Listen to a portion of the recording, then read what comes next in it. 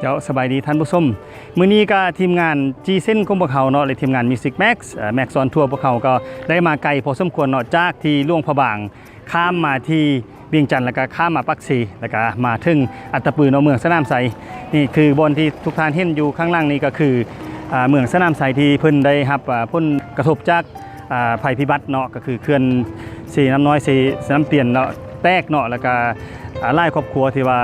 ได้ล้มหายตายจากแล้วก็เขาเจ้าได้ย้ายออกมาจากกันบนหมู่บ้านตัวที่ได้รับผลกระทบนั้นมาอยู่เต็นท์สัวขาวเนาะก็คือเต็นท์ที่เห็นข้างล่างของโรแม็กซ์นี่เนาะแล้วก็มื้อนี้พวกเขาได้มีโอกาสได้มาแจกเครื่องเนาะมาบริจาคเนาะแล้วก็มีหลายภาคส่วนเนาะที่มาบริจาคนำพวกเขาก็คือย่าแม่บัวพันธุ์เนาะมาย่าแม่บัวพันธุ์ดวงเดือนแล้วก็ย่าแม่ผ้าดีนอละซิ่งเนาะที่มาบริจาคพร้อมพวกเขาทางนั้นทางนี้พวกเขาก็ยังมีสถุเนาะสถุดำเนาะเพิ่นก็ได้ร่วมทีมมาด้วยนอกจากนี้เขาก็มีแห่งใจเนาะน้ำใจจากประเทศสหรัฐอเมริกาก็คือรัฐแคลิฟอร์เนียเนาะสถุจอยเนาะสถุจอยซึ่งว่าเพิ่นนั้นได้อยู่เมืองไวซาเลียเนาะแล้วก็เมืองปอกตบิวเนาะที่ว่าเพิ่นบริจาคมา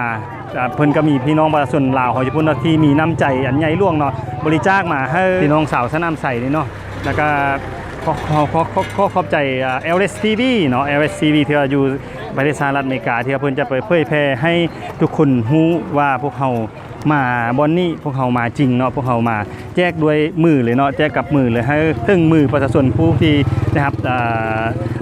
ผลกระทบเนาะก็คือผู้ที่สูญเสียครอบครัวแล้วก็ผู้ที่ได้รับผลกระทบตัวจริงเลยเนาะเขาจะแจกด้วยกับมือเลยนี่ก็คืออยู่ข้างล่างนี่คือทุกท่านเห็นก็คือยาแม่บุพันและยาแม่ผ้าดีเนาะเพิ่นมาแจกด้วยตัวเองเนาะบ่ว่าจะมาด้วยหนทางธุรกันดารปานใดเนาะเพิ่นก็สามารถมาแจกมาถึงได้มาแจกให้มันถึงกับมือเลยเนาะจะค่อยได้ดังใจเนาะก็ทางนั้นทางนี้ก็ขอขอบใจอีกตึม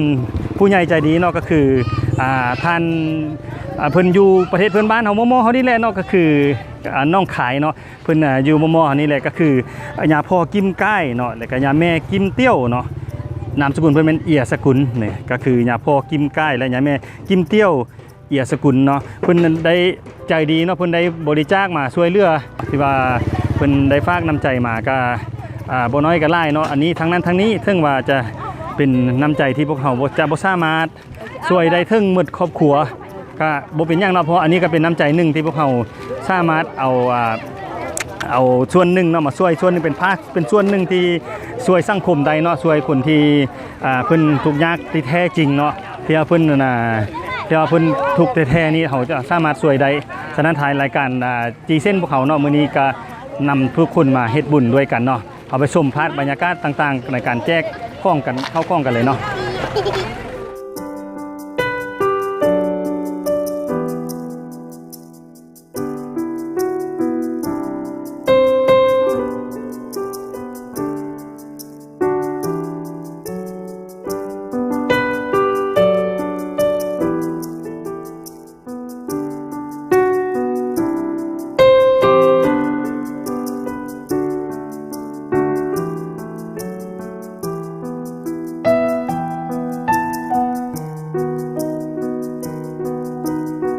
เจ้าเพิ่นก็แจ้งให้ครอบครัวนั้นด้วยมือเลยเนาะเดินกับครอบครัวละ1ชุดเนาะก็คือมีข้าวสารอาหารแห้งข้าวสารแล้วก็มี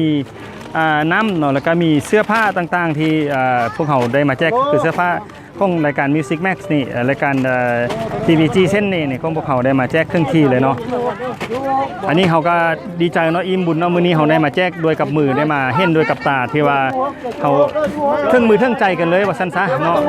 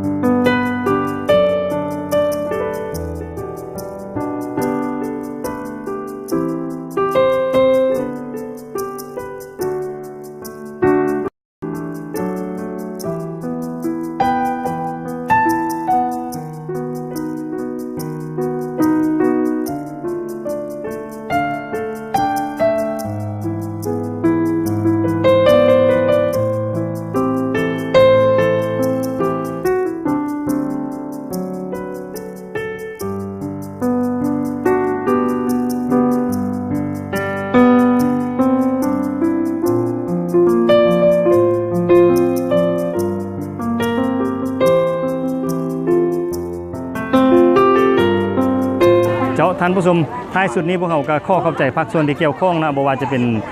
ญาแม่บัวพันธุ์ดวงเดือนเนาะแล้วก็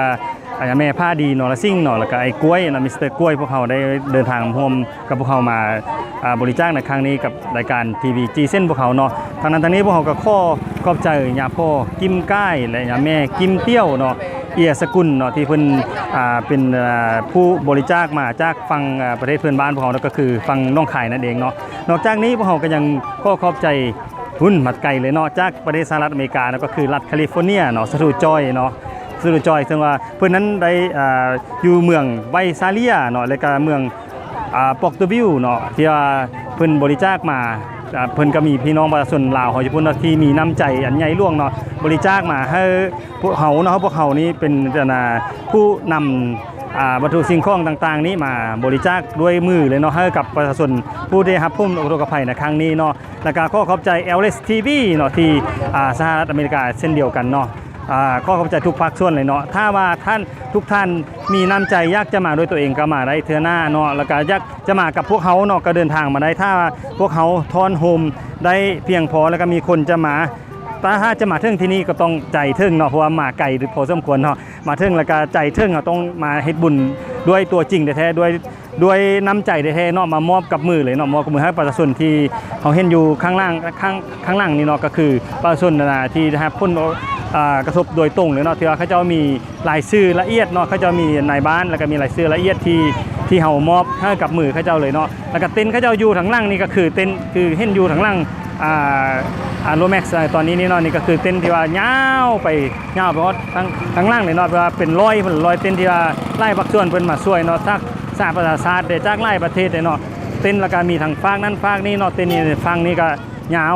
วปูนสุดสายตาเลยเนาะเป็นร้อยบุ้งว่าไล่ครอบครัวนี้พักอยู่เต็นท์นึงนี่ก็มีประมาณ4-5 คนขึ้นไปเนาะอย่างน้อยเนาะก็คือ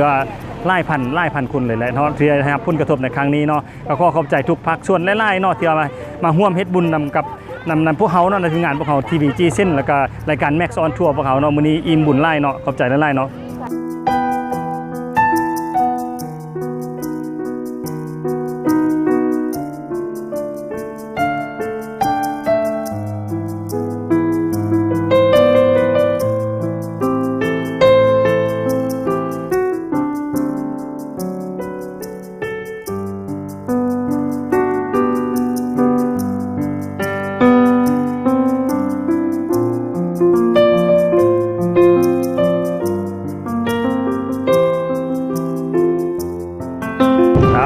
ท่านผู้ชมตอนนี้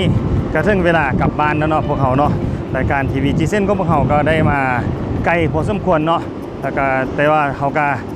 ดีใจเนาะแล้วก็เต็มใจอิ่มบุญเนาะที่เราได้พาท่านผู้ชมมาที่เมืองสนามไซแขวงอัตตปือแต่ตอนนี้เราอยู่ที่สนามบินปักเซเนาะกระทั่งเวลากลับบ้านแล้วเนาะอย่าลืมว่าทริปหน้าเนาะพวกเขาจะไปทางใดจะไปแม็กซ์ออนทัวร์หรือไปแม็กซ์ออนเฮลไปช่วยทางใดเนาะพวกเขาจะพาท่านผู้ชมไปเองเนาะมื้อนี้เขาก็ขอบใจย่าแม่บัวพันธุ์อยู่ทางล่างนี่เนาะแล้วก็ย่าแม่ผ้าดีเนาะเพิ่นที่มาร่วมเดินทางนำรายการทีวีจีเส้นพวกเขาเนาะรู้สึกว่าอิ่มบุญไล่ฉะนั้นเขาก็เตรียมพอกันใหม่เนาะเจอกันใหม่ในทริปหน้าเนาะว่าเขาจะไปเฮ็ดบุญอยู่บนได้หรือว่าเขาจะไปพาท่านผู้ชมไปชมสถานที่บนได้นั้นแล้วเจอกันเนาะบ๊ายบาย